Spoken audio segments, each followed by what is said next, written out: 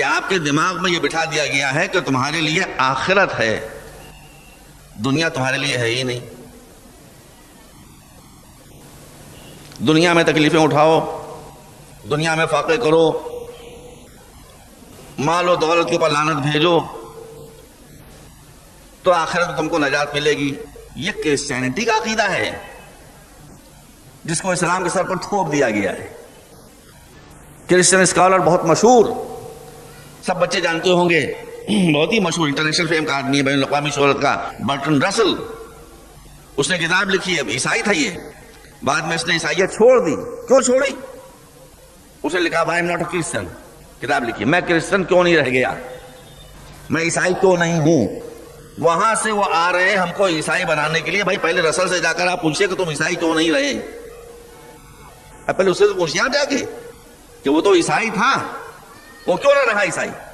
اس نے کہا میں عیسائی اس لیے نہیں رہا کہ عیسائیت کہتی ہے کہ اگر آخرت میں چین اٹھانا ہے تو دنیا میں تکلیفیں اٹھاؤ، اور اگر دنیا میں چین اٹھا لیا تو آخرت میں تکلیفیں تم کو اٹھانا پڑیں گی۔ تو مذہب انسان کو نجات دلانے کے لیے آتا ہے، دو میں سے کسی ایک جگہ پھنسوانے کے لیے نہیں آتا۔ تو میں ایسے مذہب کو لے کر کیا کروں کہ جو یہاں پھنسوائے یا وہاں پھنسوائے؟ تو یہ عیسائیت والی بات ہے۔ اسلام یہ نہیں کہتا ہے، اسلام کہتا ہے صحیح مسلمان کون ہے؟ فرماتے ہیں لیس منا من ترک الدنیا لآخرتہ اور آخرتہ للدنیا۔ وہ مسلمان ہے ہی نہیں کہ جو دنیا کو آخرت کے لیے چھوڑ دے یا آخرت کو دنیا کے لیے چھوڑ دے۔ یہاں بھی چین وہاں بھی چین، یہاں بھی سکون وہاں بھی سکون، یہاں بھی سن لیجئے بالکل اچھی طرح سے، بعد میں آپ سے سوالات کریں۔ یہاں بھی آرام اور وہاں بھی آرام، یہاں بھی بنگلہ وہاں بھی قصر، یہاں بھی دولت وہاں بھی دولت، یہاں بھی راحت وہاں بھی راحت۔ آپ سے اتنا دنیا کو برا کہا گیا کہ آپ دنیا میں پچھڑتے چلے گئے۔ مال کو اتنا برا کہا گیا، لوگوں نے نا سمجھی میں کہا، میں اور کیا کہوں بھائی، مخلص ادائے ہوں گے مگر نا سمجھی میں کہا۔ بھائی دیکھیں مولا علی بن ابی طالب نے کیا فرمایا ہے؟ فرمایا کہ جب کسی مسئلے میں اختلاف ہو قرآن کے سامنے لے آؤ۔ تو میں قرآن کے سامنے لے آتا ہوں مسئلے کو۔ میں آپ سے یہ کہنا چاہتا ہوں کہ جو لوگ دنیا کو نہیں سمجھتے ہیں وہ دین کو کیا سمجھیں گے؟ بھئی جو لوگ دنیا کا مفہوم نہیں سمجھ پاتے ہیں کہ اسلام میں دنیا کا مفہوم کیا ہے، وہ دین کو کیا سمجھیں گے؟ تو پہلی بات یہ کہ ذلیل شے کوئی آدمی انسان نہیں خریدتا۔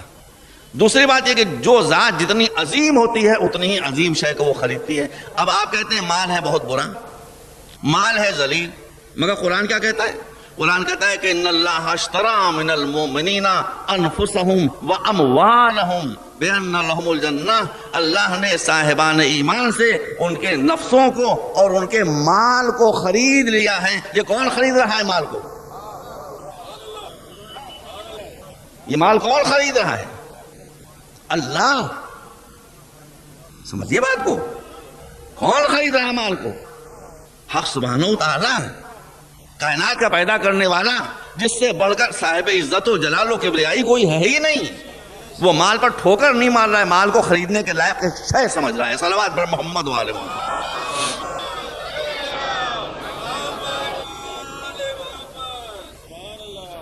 اب میں تو پورا موضوع تھا کئی مجلسوں کا، میں 10 منٹ میں کیا آپ کے سامنے اسے پیش کروں۔ تو مال اتنی محترم شے ہے کہ اللہ اسے خریدتا ہے اور جنت اس کے عوض میں دیتا ہے۔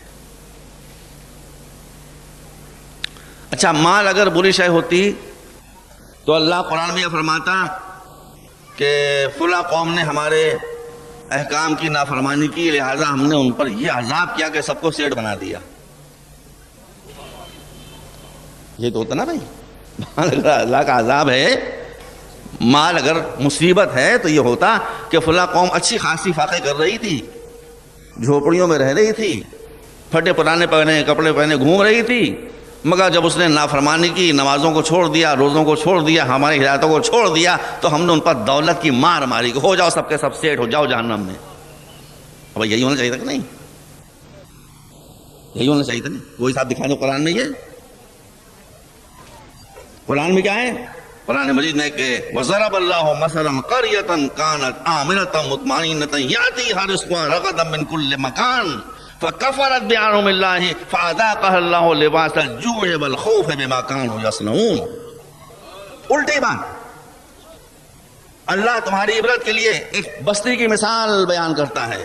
کانت آمنتن، بڑی چین کی زندگی گزار رہے تھے، مطمئنتن، بالکل اطمینان کی زندگی گزار رہے تھے. فکفرت بانعم اللہ یاتیہا رزقہا رغدا من کل مکان، ان پر روزی کی بارش ہو رہی تھی ہر طرف سے، روپیہ پلا پڑ رہا تھا، دولت پھٹی پڑ رہی تھی، مگر جب انہوں نے ہماری ہدایتوں سے کفران کیا، فَأَذَاقَهَا اللَّهُ لِبَاسَ الْجُوعِ وَالْخَوْفِ، تب اللہ نے ان پر دو ماریں ماری، ایک بھوک کی مار اور ایک ڈر کی مار. بِمَا كَانُوا يَصْنَعُونَ، اس میں ہماری کوئی زیادتی نہیں تھی، ان کو اپنے کرتوتوں کی سزا مل رہی تھی. دیکھیے الٹی بات ہے نا. بنی اسرائیل جب تک صحیح چلتے رہے ان کے لیے ارشاد ہوا کہ وَاذْكُرُوا نِعْمَتِي الَّتِي أَنْعَمْتُ عَلَيْكُمْ وَأَنِّي فَضَّلْتُكُمْ عَلَى الْعَالَمِينَ، اور دوسری مندے وَجَعَلَكُمْ مُلُوكًا، جب تک سیدھے راستے پر ہے یہ اللہ کہ ہم نے تم کو سارے جہان کے انسانوں پر فضیلت دے دی اور تمہیں بادشاہوں پر بادشاہ ہم بناتے چلے گئے. لیکن جب کفران نعمت کیا، جب اللہ کے بنائے ہوئے راستے کو چھوڑا تو عذاب ہوا. کائے کا عذاب ہوا؟ آگ برسی نہیں، پتھر پڑے نہیں، زلزلہ آیا نہیں، چیخ آئی نہیں، آندھی چلی نہیں. قرآن کیا کہتا ہے؟ ضربت علیہم الذلۃ والمسکنہ، ہم نے ان پر دو چیزوں کی مار ماری، ایک غربت اور ایک ذلت. یا میں غلط پڑھ رہا ہوں یا غلط ترجمہ کر رہا ہوں؟ کیا کر رہا ہوں؟ آپ یہ سمجھ سکتے ہیں ممبر بیٹھ کے میں آیتیں غلط پڑھوں گا؟ ضربت علیہم الذلۃ والمسکنہ وباءوا بغضب من اللہ. اس کا مطلب یہ کہ اللہ جب کسی سے خوش ہوتا ہے تو اس پر نعمتوں کی بارش ہوتی ہے، اور جب کفران نعمت ہوتا ہے تو ذلت و غربت کا شکار بنتا ہے. کتنی آیتیں تھیں جو میں آپ کے سامنے پڑھ سکتا تھا. تو پھر دنیا کے معنی کیا ہیں؟ دنیا کے معنی بتاؤں آپ کو کیا ہیں؟ دیکھیے ابھی آپ ایک منٹ میں سمجھ لیں گے. جو ملک ذرا زیادہ مہذب ہیں، سویلائزڈ ہیں، جہاں بڑے بڑے اچھے اچھے مکان ہیں، خوبصورت، پاکستان کے اندر بھی جو پیسے والے لوگ ہیں ماشاءاللہ، خدا ان کے پیسے میں اور اضافہ کرے، تو ان کے گھر میں آپ جائیے تو صاف شفاف گھر ہے، صوفے بچھے ہوئے ہیں، میزیں لگی ہوئی ہیں، ڈرائنگ روم بہترین سجا ہوا ہے. تو آپ ایک جگہ پر دیکھیں گے کہ ایک الماری کے اوپر، ایک کبڈ کے اوپر بڑا بہت ہی خوبصورت اور بہت ہی رنگیلا کپڑا سجا بنا پڑا ہوا ہے. جب اسے آپ ہٹا کر دیکھیں گے تو سارا گھر کا کچرا اس کے اندر دکھائی دے گا. کچرے کو چھپانے کے لیے، کوڑے کو چھپانے کے لیے اس کوڑے والے خانے کے اوپر بہت ہی خوبصورت اور حسین کپڑا ڈال دیا جاتا ہے. یہی ہے دنیا، یہی ہے دنیا. جس انسان کے اوپر پاس کردار کی کوئی بلندی نہیں ہوتی، جو کردار کے اعتبار سے بہت پست ہوتا ہے، جو جھوٹا ہوتا ہے، جو بے ایمان ہوتا ہے، جو فراڈ ہوتا ہے، سمجھ رہے ہیں آپ، جو رشوتوں کا پیسہ کھایا کرتا ہے، جو حرام کی کمائی کھایا کرتا ہے، وہ ضرورت سے زیادہ بن سنور کر نکلتا ہے کہ کپڑوں کی آرائش اس کے کچرے کو چھپا لے. یہ ہے دنیا، یہ ہے دنیا کہ آپ خود کچھ نہیں ہیں، آپ یو آر نتھنگ، آپ کچھ نہیں ہیں، آپ چور ہیں، آپ رشوت خور ہیں، آپ بے ایمان ہیں، آپ دودھ میں پانی ملاتے ہیں، آپ نقلی دوائیں بیچتے ہیں، اور یوں جو پیسہ حاصل ہوتا ہے اس پیسے کے حاصل ہونے کے بعد اپنی ان کمزوریوں پر پردہ ڈالنے کے لیے بہترین کار میں نکلتے ہیں، بہترین مکان میں رہتے ہیں. تو چونکہ آپ نے اللہ کی نعمت کو اپنے عیوب کے چھپانے اور لوگوں کے دھوکہ دینے میں استعمال کیا، اس لیے آپ ملعون ہو گئے. یہ ہے دنیا، جس دنیا کی مذمت کی گئی ہے. دیکھیے کیا مسئلہ، سمجھدار لوگ ہیں، ایک منٹ میں سمجھ لیں گے. ایک ہوتی ہے، ایک لائن بنتی ہے ذرا سی. کلمہ پر کیا ہے؟ پہلا جز کیا ہے؟ لا الہ الا اللہ، یہی تو نا. آپ لا الہ پر رک گئے، آ کر آپ کیا ہو گئے؟ اگر لا الہ پر رک گئے آپ، خدا نخواستہ، تو آپ کافر ہو گئے. الا اللہ کہیے تو مسلمان ہوں گے. ایک لائن بنی ہوئی ہوتی بیچ میں، کفر اور اسلام کے درمیان فائن لائن ہوتی ہے ایک بنی ہوئی.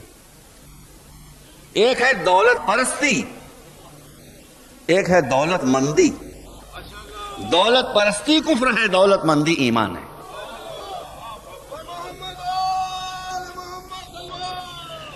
آپ کو یہ یقین دلایا گیا ہے کہ مولا علی بہت غریب تھے،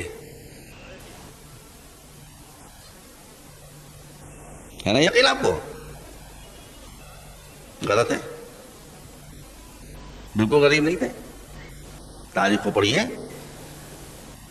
مسئلہ یہ ہے کہ سننے کا ایک سلسلہ ہے، پڑھنا بیچ میں کہیں ہے ہی نہیں۔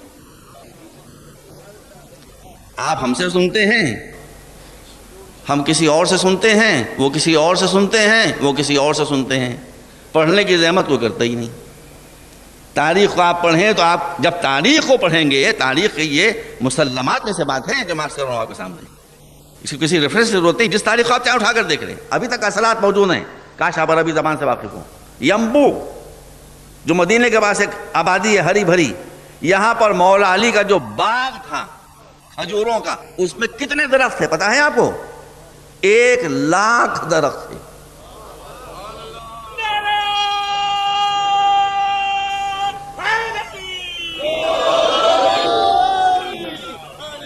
تو جس کے پاس 1,00,000 درخت کا باغ ہو وہ غریب ہے،